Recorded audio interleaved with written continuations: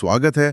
आज हम इतिहास की उन बड़ी-बड़ी लड़ाइयों या राजा महाराजाओं की कहानियों की बात नहीं करेंगे। नहीं। हम बात करेंगे उस छिपी हुई ताकत की जो पर्दे के पीछे से समाज को चलाती है। बिल्कुल।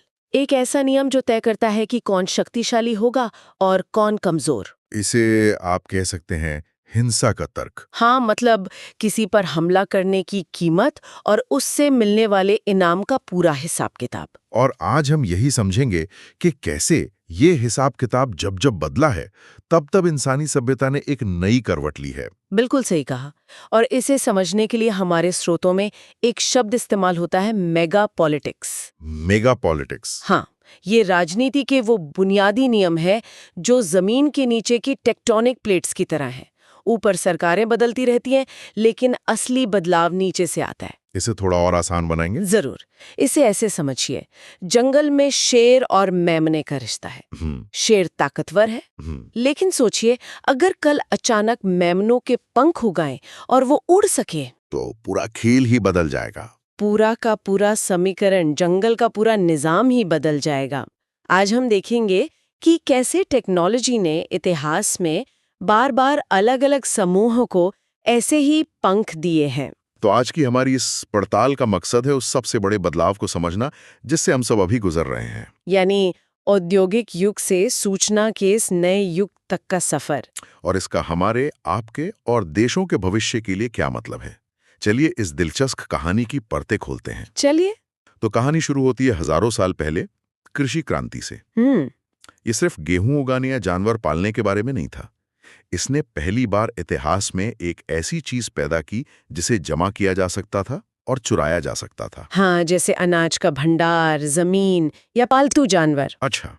इससे पहले जब इंसान शिकारी संग्राहक था, तो आपके पास, मतलब किसी के पास वही संपत्ति होती थी जिसे वो अपनी पीठ पर लाद कर चल सके। चोरी करने लायक कुछ ज्यादा था ही नहीं। बिल्कुल। लेकिन जैसे ही खेती शुरू हुई, स्थिर संपत्ति बनी और यहीं से हिंसा का पूरा गणित बदल गया। मतलब अब लूटपाट करना फायदेमंद हो गया था। बहुत ज्यादा।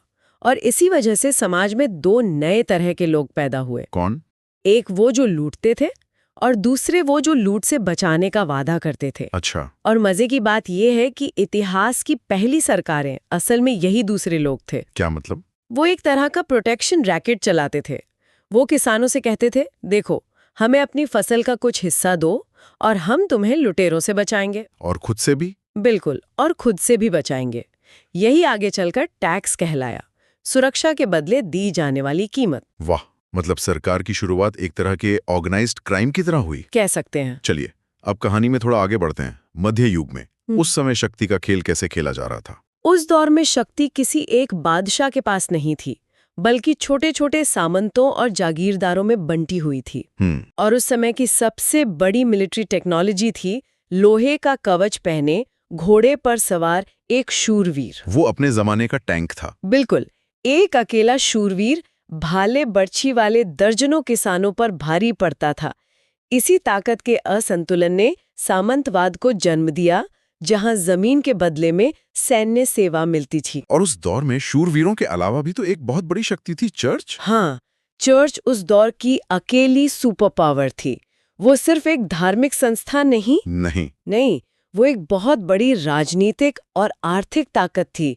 वो यूरोप की 1/3 जमीन की मालिक थी, अपना टैक्स वसूलती थी जिसे टाइद कहते थे। अच्छा। और समाज के नियम कानून तय करती थी, जैसे ब्याज पर पैसा देना, जिसे सूदखोरी कहते थे, उस पर रोक लगाना।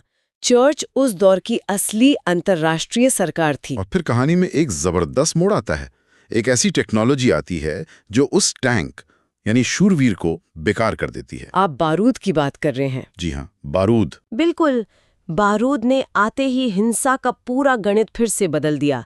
ये एक जबरदस्त मेगा पॉलिटिकल बदलाव था। कैसे? अब एक मामूली किसान जिसे बस बंदूक चलाना आता हो, वो सालों की ट्रेनिंग पाए एक कवचधारी शूरवीर को दूर से ही मार सकता था। तो शूरवीर की जो व्यक्तिगत बहादुरी और हुनर था, उसकी कीमत अचानक कम हो गई। एकदम। तो इसका मतलब है कि लड़ाई का तरीका पूरी तरह बदल गया। अब एक अकेले हीरो की जगह बड़ी बड़ी सेनाओं ने ले ली। एकदम सही। बारूद ने स्केल का फायदा पैदा किया। स्केल का फायदा? हाँ, इसे ऐसे सोचिए, पहले एक राजा को 10 शूरवीरों को तैयार करने और उनका खर्च उठाने में बहुत ज्यादा संसाधन लगते थे। लेकिन बारूद आने के बाद उतने ही खर्च में वो 500 सैनिकों की एक टुकड़ी खड़ी कर सकता था। लड़ाई अब हुनर से ज्यादा नंबरों का खेल बन गई थी। इसी को कहते हैं हिंसा में पैमाने का फायदा। बिल्कुल, छोटे मोटे जागीरदार उन राजाओं का मुकाबला कर ही नहीं सकते थे जिनके पास तोपें और हजारों सैनिकों की फौज थी। और इसी टेक्नोलॉजी ने आज के राष्ट्र यानी नेशन स्टेट की नींव रखी। सही। ये तो कमाल की बात है। मतलब एक टेक्नोलॉजी ने सदियों से चले आ रहे सिस्टम को उखाड़ फेंका। लेकिन उस पुरानी सुपर पावर चर्च का क्या हुआ? उसका एकाधिकार भी टूट गया। वो कैसे? बारूद के साथ साथ एक और टेक्नोलॉजी आई, प्रिंटिंग प्रेस। अच्छा। अब तक ज्ञान और धार्मिक ग्रंथों पर चर्च का कंट्रोल था, लेकिन अब किताबें छपने लगी, आम लोगों तक पहुंचने लगी। तो लोगों ने खुद पढ़ना शुरू कर दिया। हाँ, लोगों ने खुद बाइबल पढ़ना और उसकी व्याख्या करना शुरू कर दिया। इसी से धर्म सुधार आंदोलन यानी रेफॉर्मेशन हुआ। लोगों ने कहा होगा, हमें भगवान से बात करने के लिए किसी बिचौलिए की जरूरत नहीं है। बिल्कुल, एक तरह से लोगों ने अपनी अंतरात्मा का निजीकरण कर लिया। और चर्च की शक्ति बहुत कम हो गई।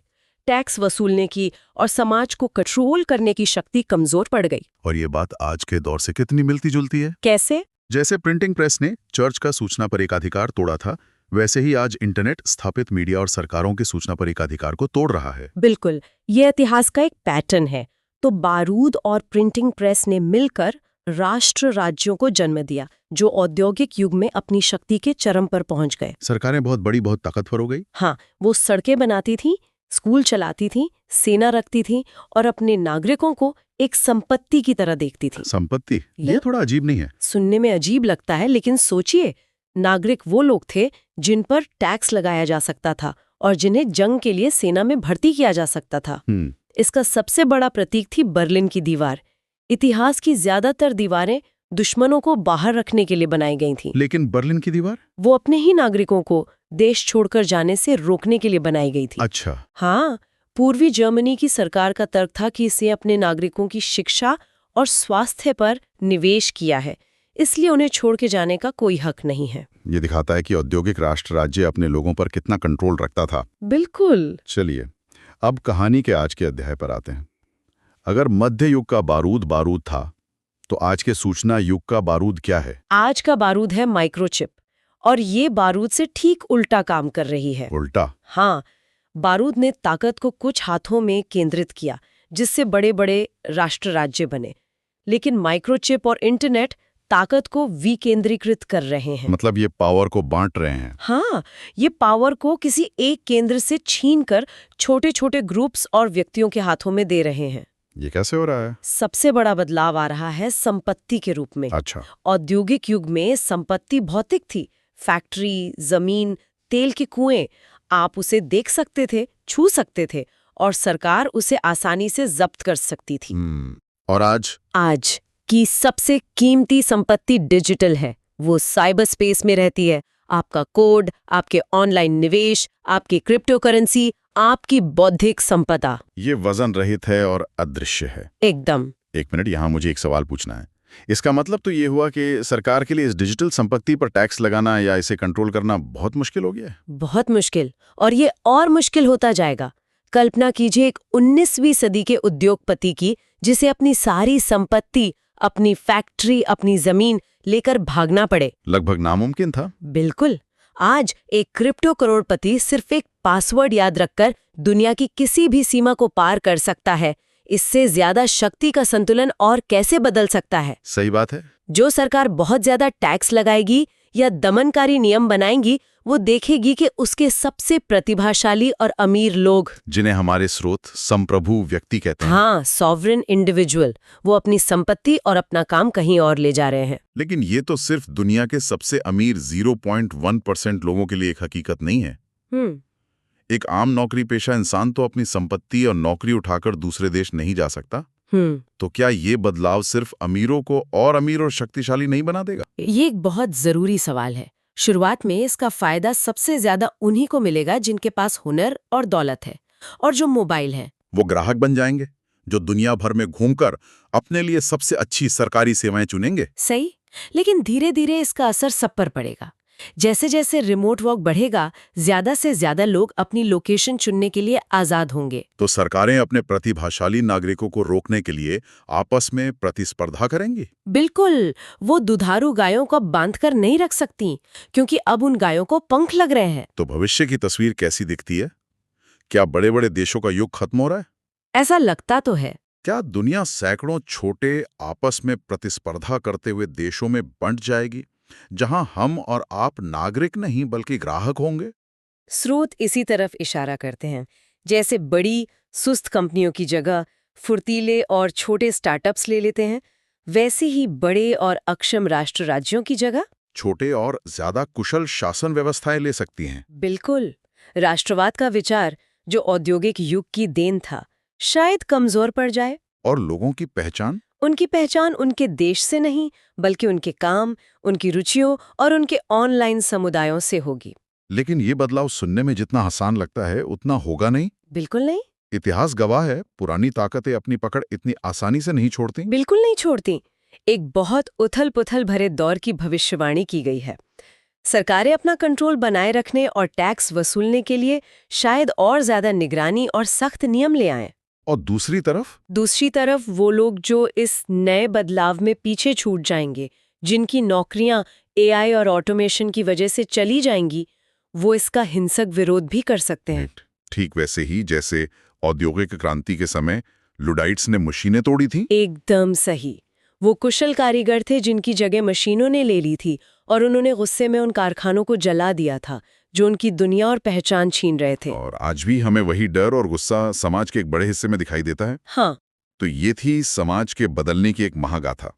खेती से लेकर माइक्रोचिप तक हर बड़ी टेक्नोलॉजी ने ताकत के खेल के नियम दोबारा लिखे हैं। और ये सिर्फ इतिहास की किताब में लिखी कहानी नहीं है, ये आज हमारे चारों तरफ हो रहा है। इस पूरी चर्चा का सार क्या है? सार एक लाइन में है, हम नागरिक होने से जो राज्य की संपत्ति समझा जाता था, एक ग्राहक बनने की तरफ बढ़ रहे हैं, जो अपनी पसंद की सरकारी सेवाएं चुनेगा। और ये छोटा सा बदलाव भविष्य की हर चीज को प्रभावित करेगा। हम कहाँ रहेंगे, कैसे काम करेंगे और हमारी पहचान क्या होगी। आज की इस बातचीत से कुछ बहुत गहरे सिद्धांत निकल कर आते हैं। पहला, बदलाव के सबसे गहरे कारण वो होते हैं जो हिंसा से होने वाले फायदे की शर्तों को बदल देते हैं। ये सिर्फ अच्छी या बुरी राजनीति का मामला नहीं है, ये शक्ति के क्रूर हिसाब किताब का मामला है। और दूसरा सिद्धांत? दूसरा है, संस्कृतियां सिर्फ पसंद नापसंद का मामला नहीं होती, बल्कि वे खास हालात में जिंदा रहने और कामयाब होने के तरीके होती हैं। औद्योगिक युग का राष्ट्रवाद उस समय के लिए जरूरी था, और सूचना युग में शायद एक नई, ज्यादा व्यक्तिवादी और वैश्विक संस्कृति की जरूरत होगी। और अंत में एक सवाल जो हमें सोचना चाहिए, जब रोमन साम्राज्य का पतन हो रहा था तो वहां के लोगों को इसका एहसास नहीं हुआ था। उन्हें लग रहा था कि ये बस कुछ वक्ती मुसीबतें हैं। उन्हें नहीं पता था कि वो इतिहास के एक बहुत बड़े मोड़ पर खड़े हैं। सही बात है। तो क्या ये मुमकिन है कि आज हम भी उसी स्थिति में हैं और अपने चारों ओर हो रहे इस विशाल बदलाव की आहट को सुन नहीं पा रहे हैं?